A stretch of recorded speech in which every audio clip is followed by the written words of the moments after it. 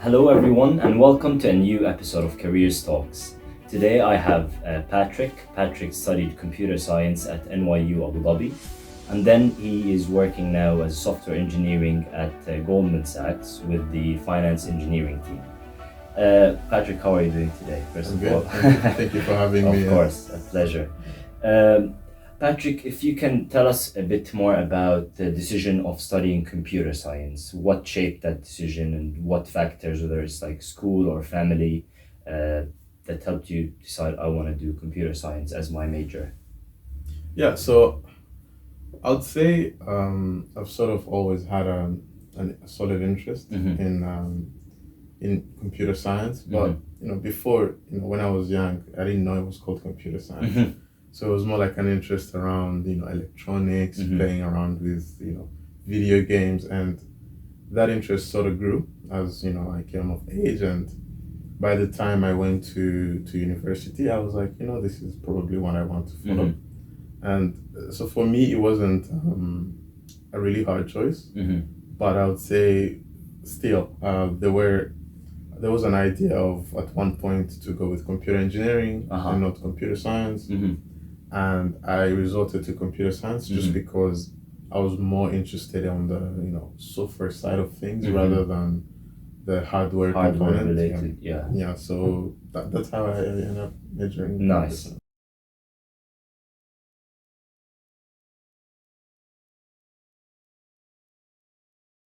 Like when you started studying computer science, what were the factors, experiences, internships, or anything really that told you I want software engineering to be my career rather than or data science or machine learning or whatever? Yeah. So I would say it's more like, what is software engineering in the first place, and the idea of creating things Mm-hmm. using, software engineering practices Mm-hmm. and learning, from different people who've been in the field. So there's quite a few things that attracted me to software engineering in general, Mm-hmm. but the overarching idea is, being able to develop a program, something, Mhm. building something from scratch and being able to ship it and use it. Yeah. So, for example, some people were asking me because at one part I also had a slight interest in cybersecurity, Mm-hmm. but I was like, and I was quite fairly competent in it, Nice. but it came to a time I was like, is this what I really want? Mm-hmm.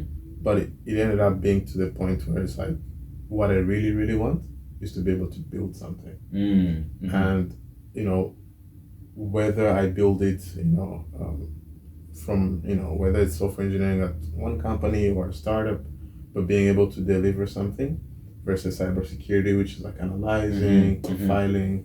Yeah, so I'd say that. Nice, nice.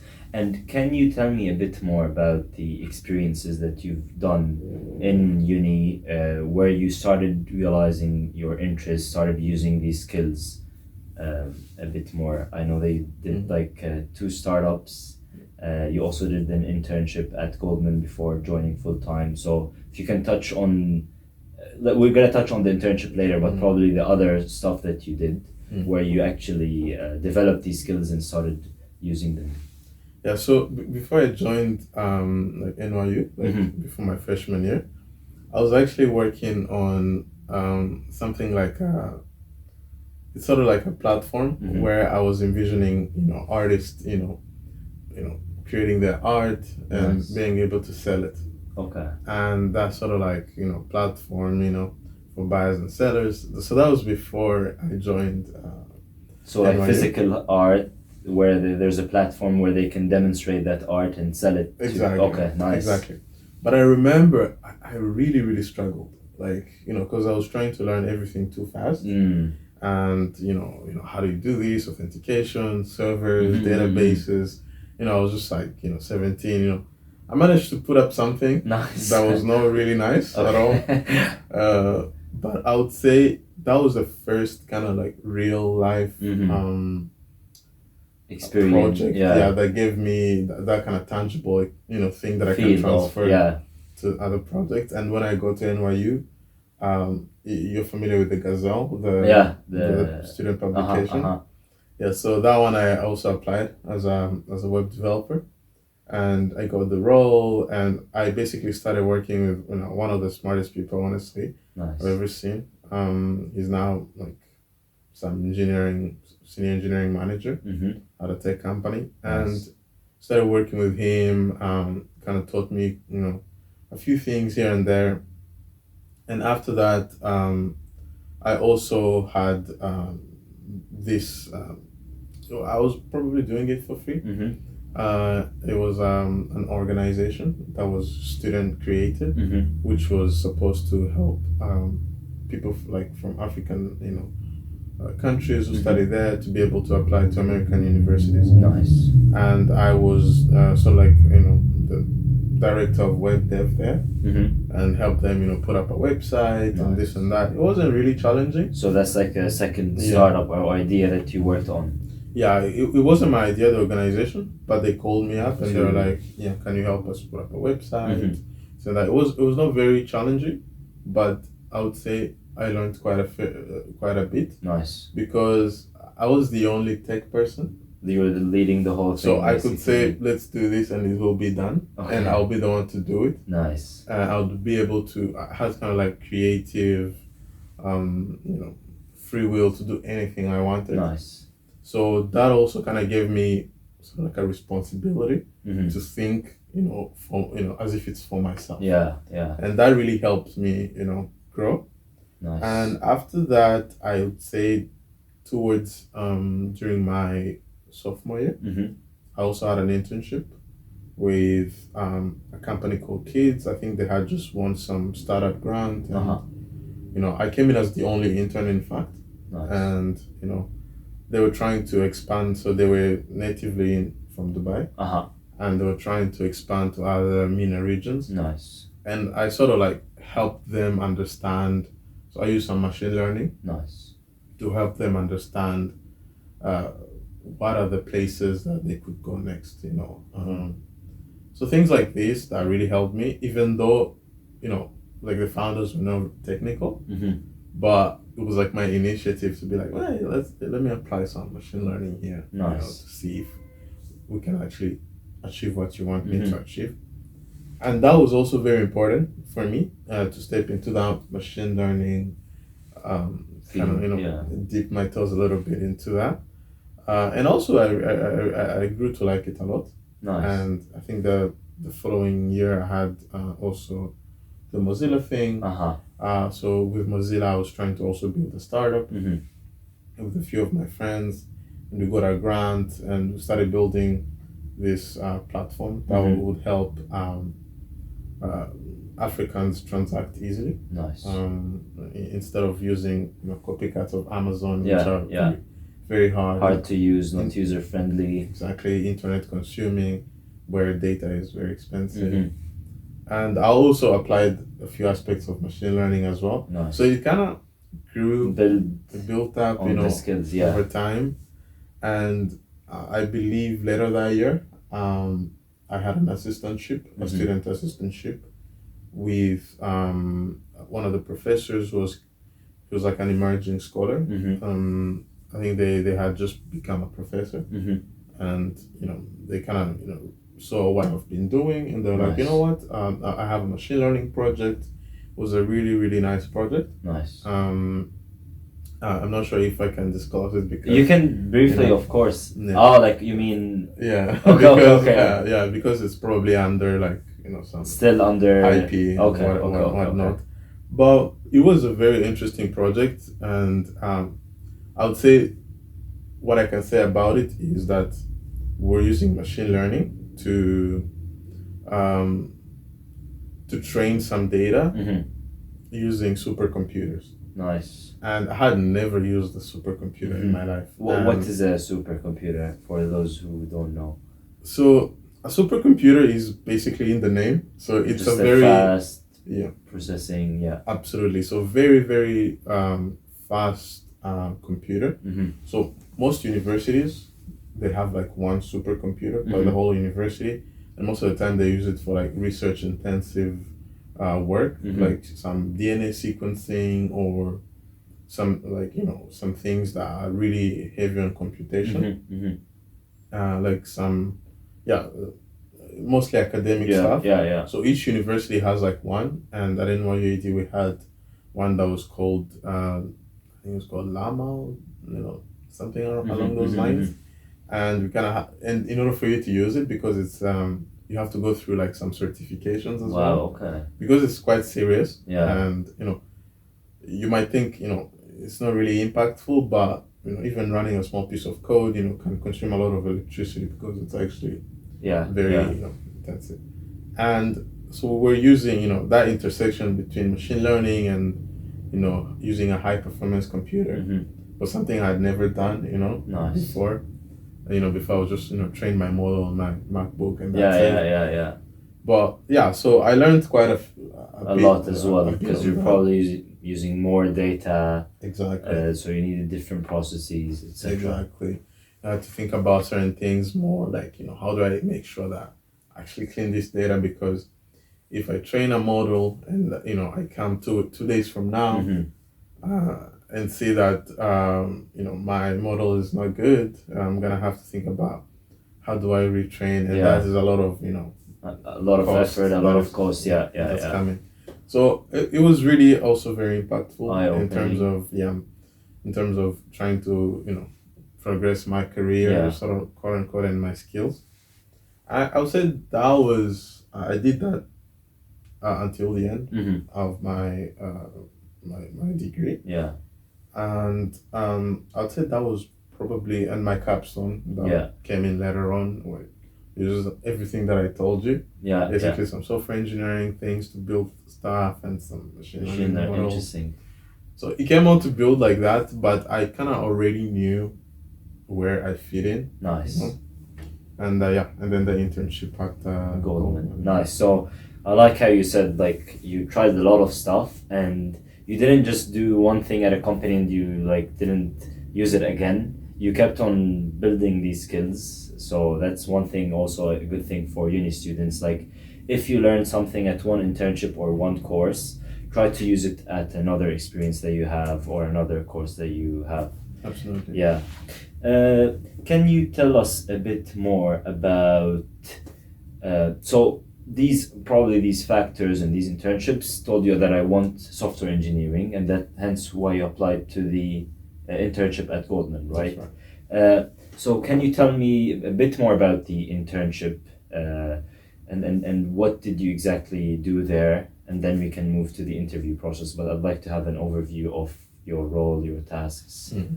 Yeah, so usually internships, they're very different, even across let's say even across one division. You might have like 10, 12 interns coming in that summer, and they might have vastly different experiences. So I would like to think I had one of the best. Nice. Because what happened is that they made me own a product. Fully. Nice. Yeah, like a whole thing, and I developed it from scratch. Wow.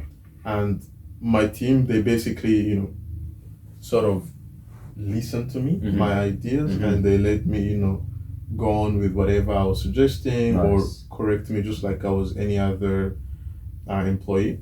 So we were 2 interns in my team, and we were working on that deliverable, on that project, but we fully owned it, like 100%. We made all the decisions, like which language should we go with? We should go with Java. That was just me and my internship partner discussing, and the team will be like, okay, fine, that's good. Nice. And I would say I really, really learned a lot, not about the technology necessarily, because I already knew how to build most of these things, but to do it in the context, application in a bank or absolutely in the context of like a team. Yeah.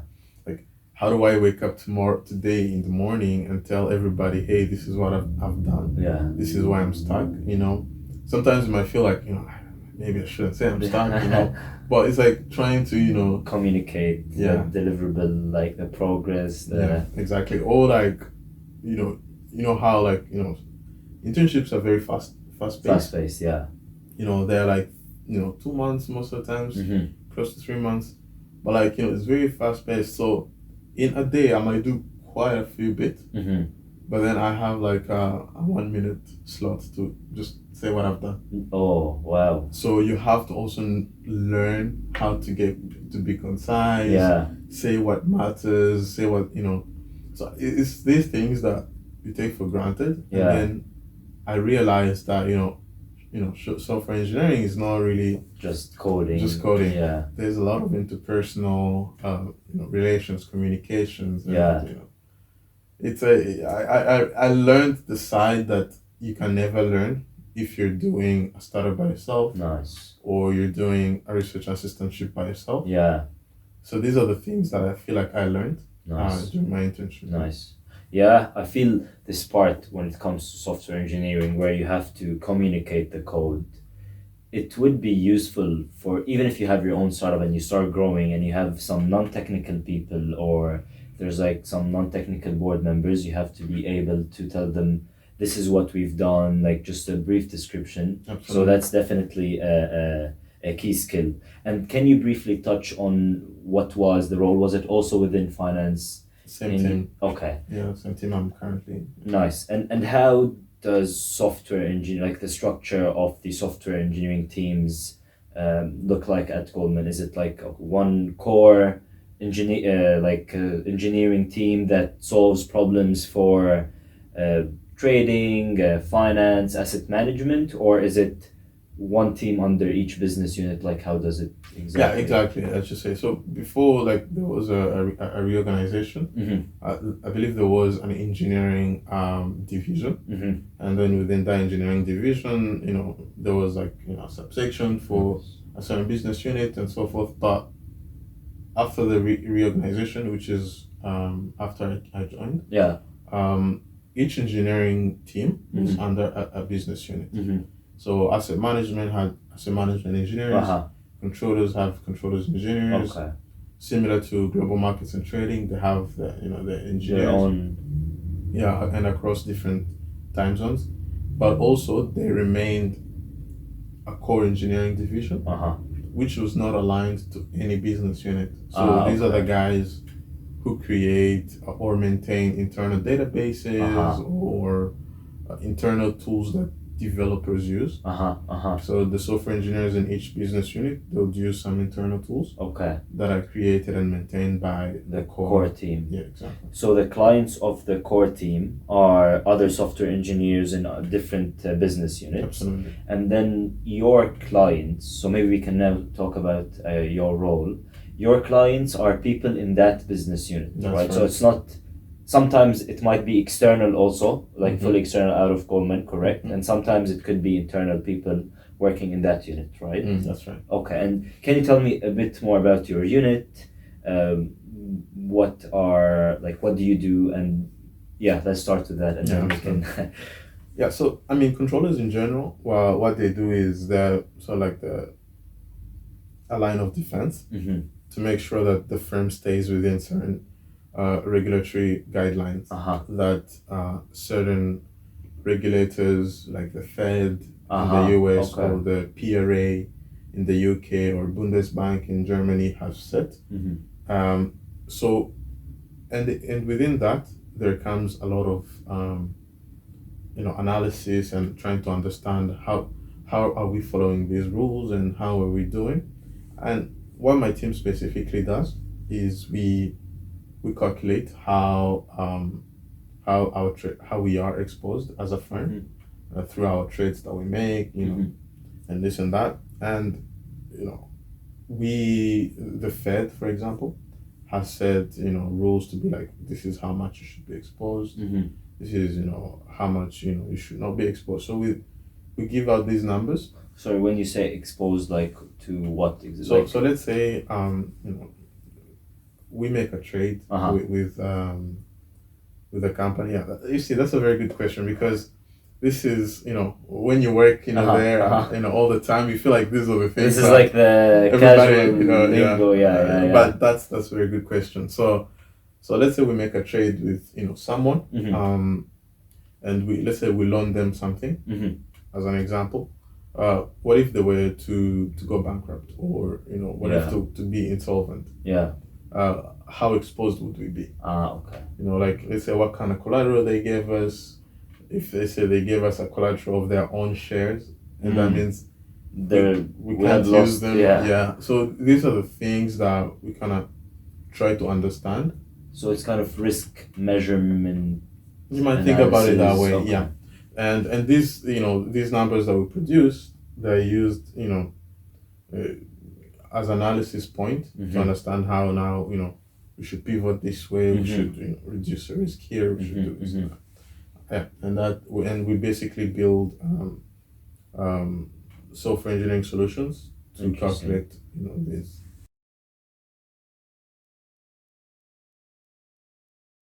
I would say I've worked on a project that heavily uses distributed systems, and within that I was able, you can imagine if there's like a lot of data flowing through, you can just have one machine handling all the workload. You're gonna have to distribute that in that area. So I worked on a project that was trying to utilize this in order to be able to deliver fast results. Faster. And I would say that was one of the better projects I worked on. Nice. Yeah, I would say that was. Okay, makes sense. And then when you say distributed systems, are these data systems or just for someone who's not very technical? Absolutely, yeah. So the distributed systems is more like, let's say I have 100 things to do, right? Yeah. I might choose to do all of them by myself, or I might say, oh, hey, my sister, you do this, my brother, you do this, and distribute the workload. And in that sense, if one task would take me 1 minute, now it's distributed across, let's say, 3 people. Instead of taking 100 minutes for one person, it takes about 33 minutes. Interesting. Altogether, because all these tasks will be done together. So this is mostly the tricks that software engineers use in order to speed things up. So it's kind of building the infrastructure to process data at a faster rate, like Absolutely. The computer infrastructure of the code, the systems, etc., to deliver results faster. Yeah, makes sense.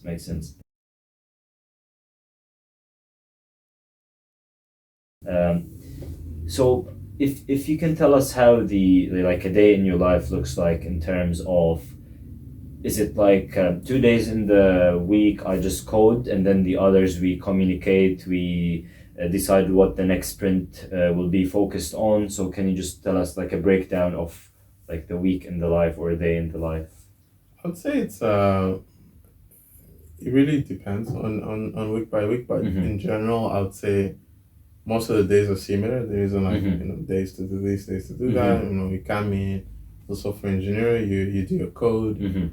If you have a code to push, you push it and someone reviews it. I'd say it's a normal process as any other tech company, what you do as an engineer. And I would say the split between communicating and time for coding, I would say it's around like, let's say 60-40, plus all the meetings and stuff. So 60% is coding. Yeah. And 40% is the rest of meeting with other software engineers or the people in the business unit, etc., to just see what to change. Is there anything further to build? Yeah, exactly. Okay, makes sense. And is it mainly maintaining stuff, or there's also sometimes where you build stuff from scratch a lot, like, or a balance between? So yeah, if we're talking about there's a lot of opportunities to build new things. And that's actually one of the things that I like about my job. There's always an opportunity to build new things, and also there's an unspoken novelty in maintaining. Yeah. Because when people think about a good software, most of the time a software is only appreciated when something starts breaking and they're like, it used to work very well. But all that goes away when there's good maintenance. Yeah. And in fact, you learn quite a few bits when you maintain something that you didn't write yourself. So I would say to people get excited about building new things, but also as a software engineer, maintaining stuff is not actually that No, bad. that's a because as a software engineer, you're solving a problem, but then problems change. Then there's other problems maybe that are related to this problem or not related. So you have to keep in mind, okay, this code that I developed, this solution, like, what do I need to change in it? Do I need to connect it to other Exactly. features that the team built, etc., etc. Uh, if there's now someone watching who would like to do an internship at Goldman, specifically if it's an international student, can you tell them a bit more about how did you land the role and a bit about the interview process, like the steps and how you prepared for each of the steps? Yeah. So, for me, I applied through Mm-hmm. their portal. Just create an account, apply for different roles, and I applied for the London office Mm-hmm. as an intern, and I got back a reply. I believe it was some sort of coding Assessment. assessment, like Mm-hmm. an online coding assessment, and I submitted it, and then I get called for this. They call it a super day. Okay, sorry to stop you. For the coding assessment, was it like video with someone or is it just on the computer timed, like Yeah. So it's that classic, timed assessments? assessment, and you just code and Uh huh, submit submit. your answer. And did you prepare for that in any way, or like given your experience, your skills, you didn't revise anything, or Well, so this the thing about these coding interviews, they're not really, they don't really embody what you do as a and the software job? engineer. So unfortunately, I'll say most people have to practice. Okay. If you want to pass it, I wouldn't tell you. The experience that you have is enough for Is passing a yeah, coding interview. yeah. To be honest, you have to do some, you know, refresh yourself on some Mm-hmm. data structures, algorithms, and after that, actually, I believe I was invited to some behavioral, Uh-huh. and the behavioral was automated. There wasn't anyone. Like a video, recorded video. Yeah, that Uh-huh. kind of thing. Like higher view or Yeah, these uh-huh, exactly. uh-huh. Yeah, and they give you a few seconds to collect your thoughts, and Yeah, then yeah. you give the answer. And most of these are like the classical, behavioral. Why software engineering? Why Mm. this unit? Not even that, because at that point you haven't Oh, you they don't haven't choose the unit. yeah, it's more like what was the time you first Oh, okay. that kind of. Like tell me about a time where you solved the problem in a short amount of time or under pressure, etc. Exactly, that kind of question. And I believe they go around, maybe they review these things, and Mm-hmm. then you hear back for a final interview, Mm-hmm. which is what. Sorry, and what's the best way to prepare for those? Because I went through them and some Mm, it's easy, like you can mess up sometimes.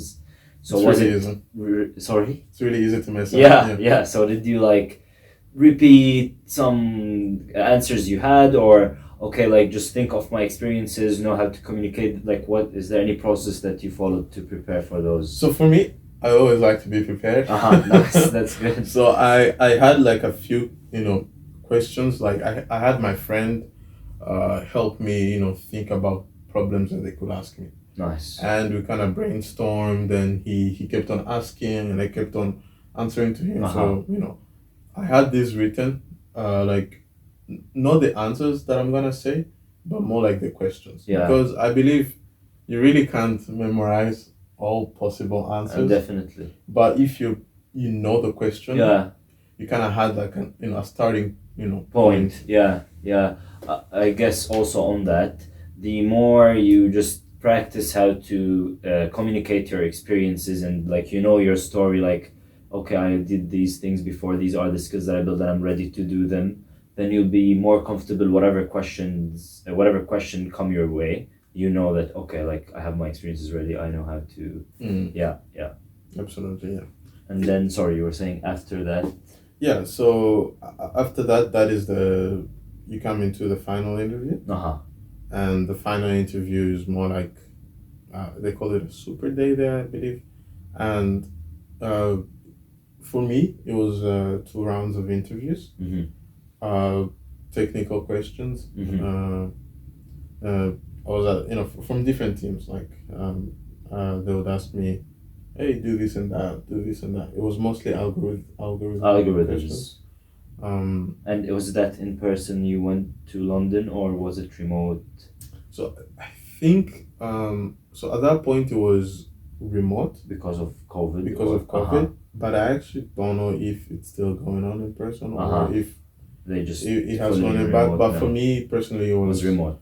remote. It was like over a video chat. Nice. Ask me a question, I'll walk through them, how I Yeah. do those. And after that, you just wait back, For the answer. for the answer. For me, it took a week. Okay. Recruiter called me. He's like, "Yeah, you got the role." Stuff like Nice. that. Yeah. And was there any behavioral part in the last round? Or Yeah, there was. Also. There was, but it wasn't like a typical behavior More role. informal. More informal. Let's chat about your resume. Tell me this. So they picked something out of my resume. They asked me how I started it, how did it go, and also it had also technical components to it as well. With the behavior Yeah. also, Yeah. other than the purely technical. Exactly. Okay. And did you do any extra preparation for those, or given you prepared for the behaviorals, the coded assessment, the coding assessment, you were ready for that? You didn't do any further. So I continuously prepared. Uh-huh.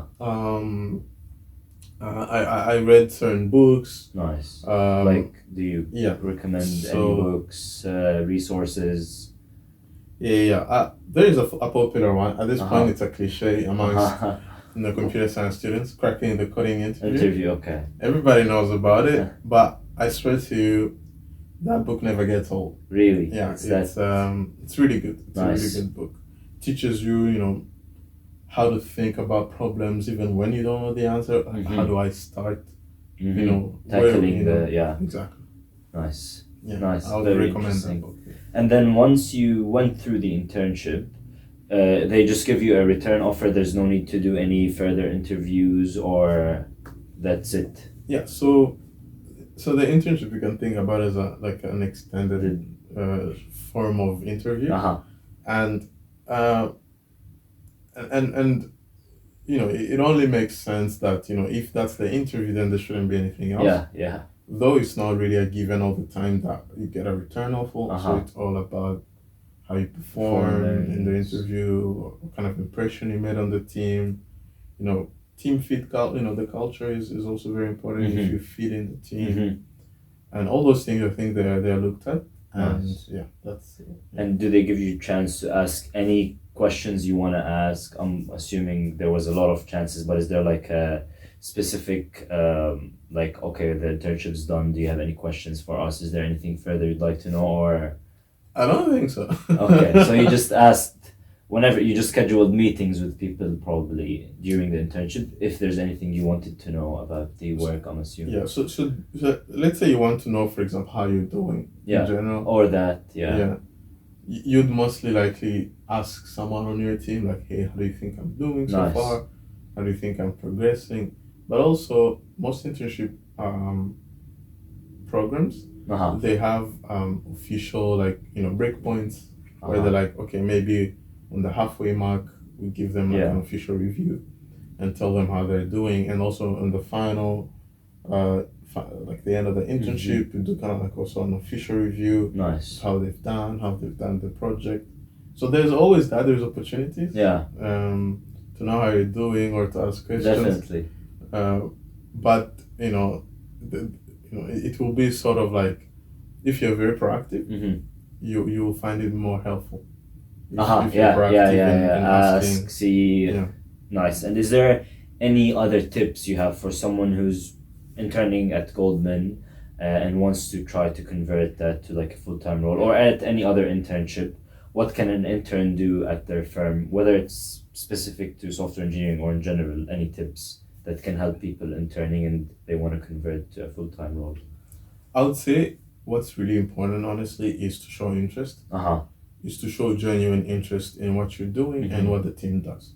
Because you might have the skills, but if the team feels like, man, this person, we don't know if they're really interested. Yeah. Like, if they come on, maybe they might leave after a month.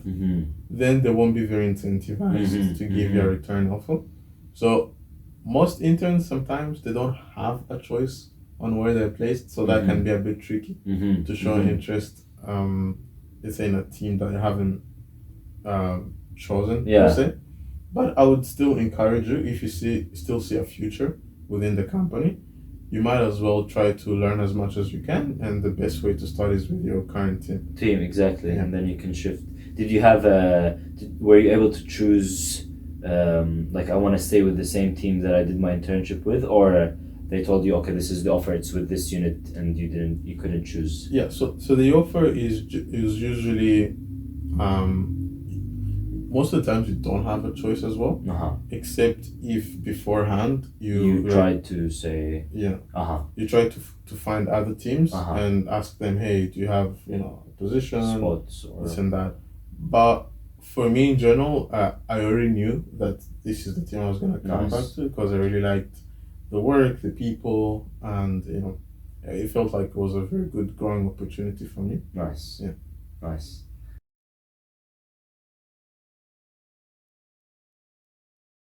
And then my final question to you would be, if you'd go back in time and do something differently in university or your internships, or like change one decision, what would that decision or action be?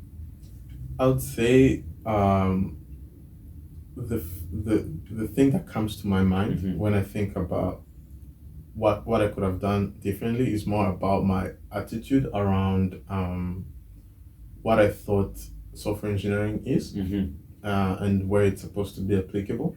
See, most people think, I included at the time, think you can only do software engineering in just a few companies, in just select companies. But really, the application of software engineering is immense. You can apply software engineering in the medical field. You can apply software engineering in physics, geography, anywhere. So I would say the attitude around what should be accomplished with software engineering, I would have changed my point of view, and most likely I would have exposed myself to more opportunities rather than just a select few companies that I thought this is what it means to be a software engineer. Yeah, because you can go to a small startup and really work on, especially if it's a startup, but like in general, you can go to any small company and really work on very big problems, because you have a lot of responsibilities and your team is small, as compared to a very big tech company where you're working on a very specific product, developing a very specific feature, which can get sometimes mundane or boring, or you can change a lot. So I think that's a good tip, which is don't limit yourself and try to explore as much as possible, especially in software engineering. Absolutely, that's right. Yeah. Perfect. I want to thank you a lot for your time, and it was a pleasure having you. Thank you for having me. Thank you.